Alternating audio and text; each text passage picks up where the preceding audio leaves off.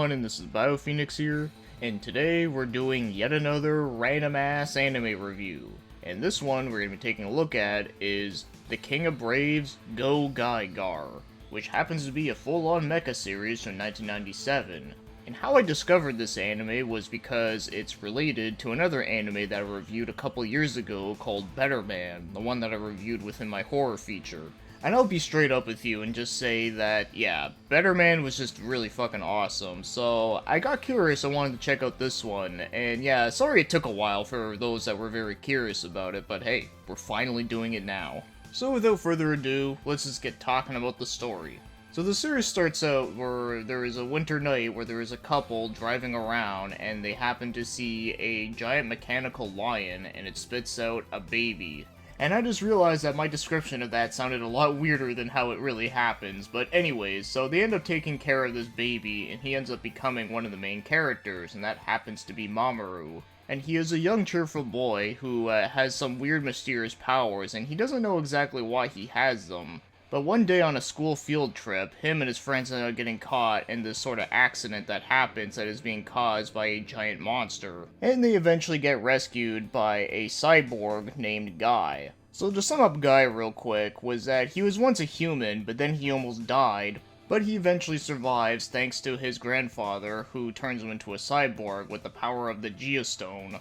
And one of his new special abilities is that he can actually fuse with the mechanical lion to turn into a giant mech. So that's one cool thing about this series that I do like, is that instead of it just being like some dude just happens to just pilot a mech by going inside of it, instead this guy, he literally transforms into it. And as the series goes on, he starts gaining like newer powers, and he ends up getting like newer like add-ons to him. Like I know like at the very beginning, he shows that he gets like pieces of like a train and like pieces of a plane like get stuck onto him. It's pretty neat.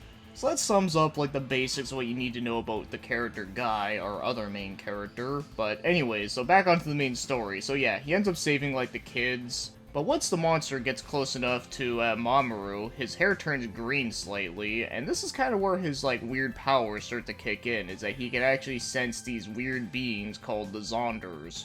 And I will explain what they are in a bit, but I just need to finish up the rest of what I want to talk about here, is that, so once Guy ends up finishing up the first Zonder enemy, and as soon as he's about to destroy the enemy's core, Mamoru's weird powers start acting up, and then he ends up telling Guy to not destroy the core because he has this ability where that he can actually purify the core and ends up reverting them back into humans. And this is where I get to talk about the Zonders, and of course, I'm not gonna go into, like, everything about it here, because I don't want to turn this into, like, a whole, like, 2-hour analysis video. So the Zonders were once people, but they were possessed by the Zonder metal, which is a material that was from the Zondarians. And the one thing that I find to be very fascinating about the Zonders is that when someone gets possessed and turns into one, what they transform into is going to be different every time because it all affects like their emotions. So, for an example, there is one episode where a guy who loves trains ends up getting possessed by one of the Zondarians by throwing the Zonder metal on his forehead, and what he ends up transforming into is a giant train monstrosity mech. And as the series goes on, they really start to get pretty unique with a lot of these situations that do happen with, like, the people being transformed into Zonders. And as for the Zondarians, well, they are an alien life form that are just wreaking havoc by, you know, throwing all these Zonder metals on people. And the leader of them happens to be Pastar, who kind of looks a little bit like Sinistar, but if he was purple. And then you have ones like Permata, who happens to be like a dancer girl. Then there's also Polonaise, who's like this like giant bearded guy. And then there's Pinchernun, who happens to be this like crazy looking sailor dude who can transform into a ship. In fact, I actually find that his character design kind of reminds me of one of the monsters that was shown within Betterman. And finally, that I'll name, is there is one character with quite possibly one of the greatest names ever made, and that happens to be Pizza. Yes, I'm not even fucking kidding, his name is Pizza. But one quick thing I have to mention about Pizza's character design is that I find he looks a little bit like a character from Cyborg 009 or even the anime film Metropolis. So that's a quick rundown on some of the villains that you'll see throughout the series. So now, getting back on track onto things, so once Guy and the company that he works for ends up noticing that Mamoru has like this power that is like very useful for fighting off the Zonders, the president of said company, called GGG, which stands for Earth Defense Brigade Gussie Geoid Guard, is being run by President Taiga. And there is many different people that work for this company. For an example, Guy's grandfather, the one that saved his life, actually works there, and his name is Leo. And same thing with Guy's female friend, Makoto. And one last one that I'll name for now is that Mamoru's dad also works for the company, but he's in like a more lower type role. He's not like in like the high priority one. So eventually Mamoru ends up helping out the team by helping out assisting Guy whenever he takes out the Zonders core. Mamoru has to be the one to purify it, and he can also heal up Guy's wounds whenever he is badly wounded.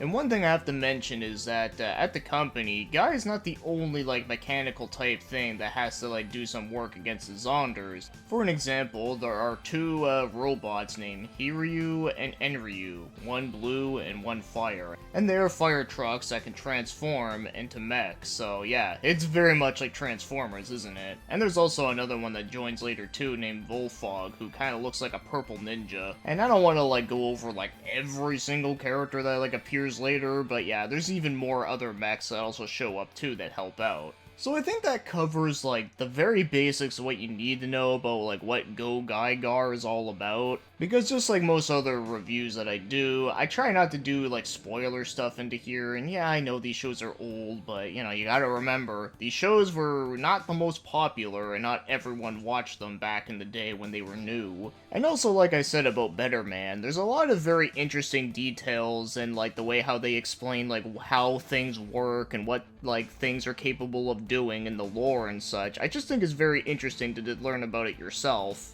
So yeah, I'm gonna start moving on to other things, so anyways, for now, let's get talking about the show's animation. And I think the show's animation is really good. So not only does it have like a really nice like art style and it has some good colors, in fact I would actually say this is a very nice, bright and colorful show.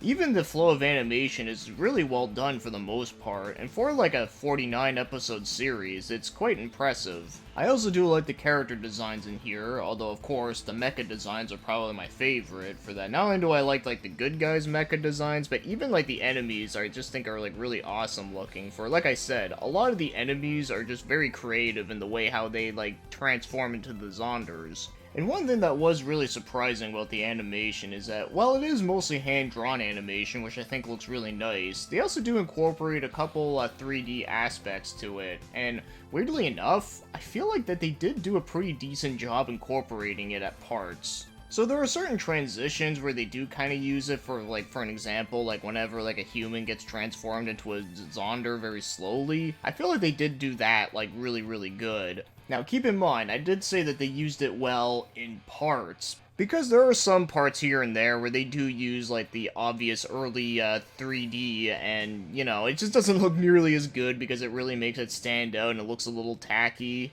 But thankfully, I'll say, is that, like I said, they don't overutilize it too much, which I think is good. But I do have to mention that, yeah, they do use a couple CG parts into it, and yeah, it definitely is a little hit and miss here and there, but I gotta be honest, for 1997, it's not the worst. Also, one weird thing I do have to mention about the animation is that whenever there is a scene where all, like, the Zondarians are in their, like, little hideout, I don't know what's going on, but, like, it seems like that their base is, like, filled up of, like, a bajillion different, like, strobe lights hitting you in the face at once, and, like, it flickers so much that, like, I can't even look at it for too long because it just hurts my eyes. And I swear I don't recall ever seeing, like, a warning saying that if you have epilepsy, that you probably shouldn't be watching, like, some of those scenes, so yeah, that's kind of fucked up.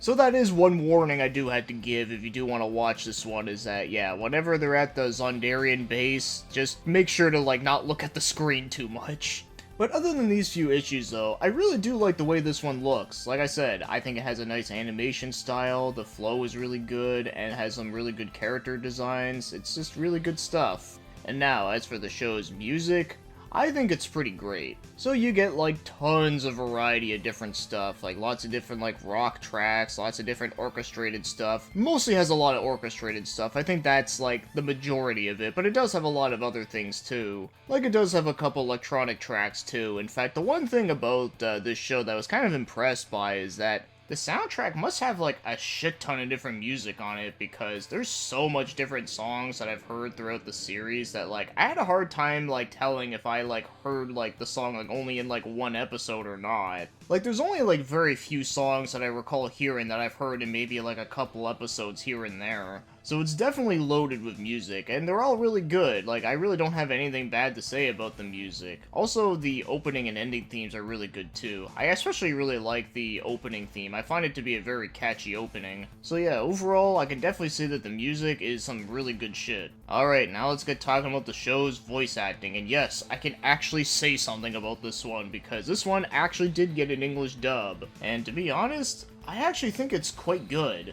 and I also found it to be a pretty interesting cast as well. So Mamoru is being voiced by Veronica Taylor, and I think she did do a good job with him, even though he does sound very much like Ash Ketchum, but I mean, you know, I don't have any problems with that.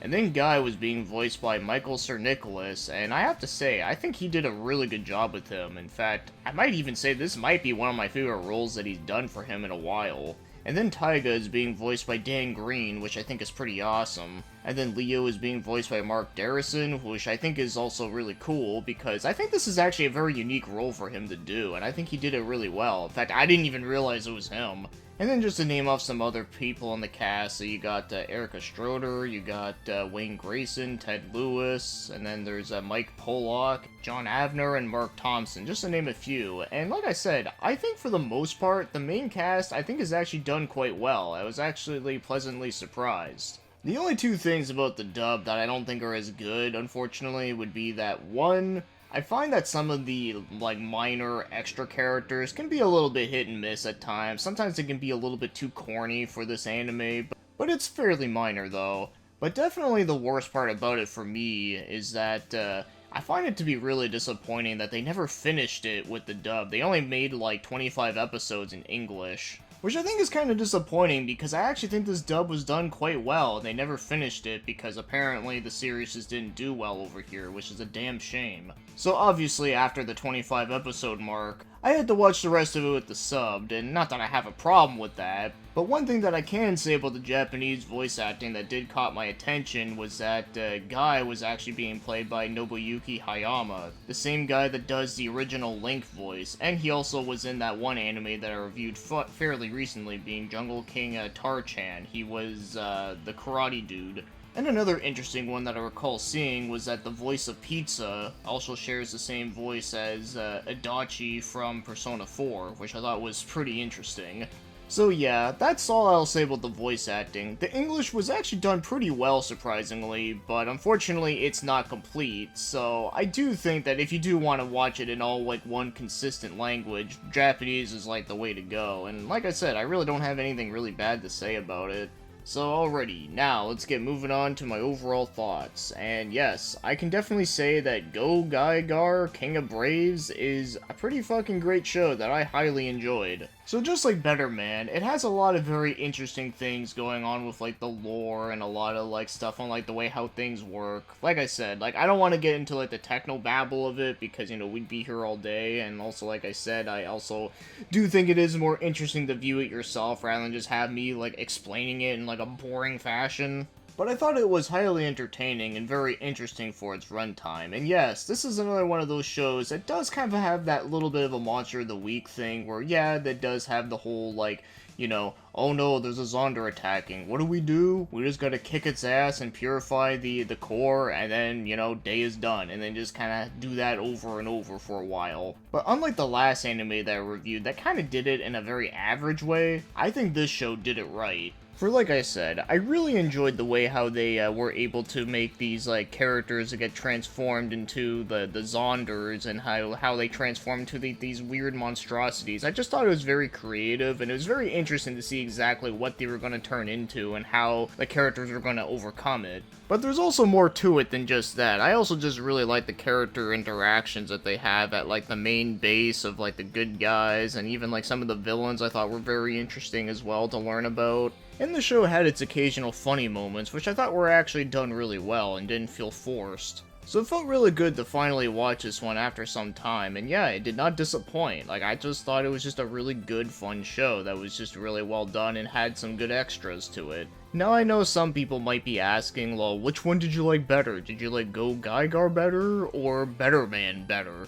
Betterman better. Yeah, that sounds perfect. Well, it's tough to say. I think both shows do have certain aspects that I like about each of them a little bit better than each other, so it's tough. And besides, like, I just finished watching this, like, just now, where versus Betterman, I watched that in 2019, but it sure as hell feels like I watched it, like, 10 years ago. I guess that's just what 2020 does to people, just makes the year feel like it's just way longer than it is. But honestly though, I don't really think it really matters which one is better or not, because honestly, I think both shows are great and are well worth your time. So yes, obviously, if you really like Betterman, you'll probably really like this one and appreciate it very much. Or if you really like this one, I do think that Betterman is worth checking out. Now before we end it, there is one quick thing I do want to mention, that there is more to this series outside of like these two series that I've been comparing a lot, because, you know, they're the only two that I've seen. But yeah, throughout the 90s, there's actually quite a lot of different Brave series out there. So you have Brave X Kaiser, Brave of the Sun Fightbird, then there's Brave of Legend Dagarn, Brave Express Nightgain, Brave Police J Decker, Brave of Gold Goldren, and then finally there's Brave Command Dagwon. So that's quite a lot of different series that they released throughout the 90s, and I'll be honest, I don't really know a whole lot else about them. In fact, I didn't even realize that this series was like this huge. I literally just thought it was just, you know, GaoGaiGar and Betterman, and that was it. So this is all new to me. Now, I can't promise that I'll cover every single one of these, but I might consider doing them at some point in time. I just don't know when. But anyways, with that being said though, I do think that both King of Braves, GaoGaiGar, and Betterman are just really great shows that I find to be very underrated within like the mecha genre, because you really don't hear a lot of people talking about these shows, or at least I sure as hell don't. So yeah, it might have taken me a while for me to get around to this one, but I can definitely say it was worth it.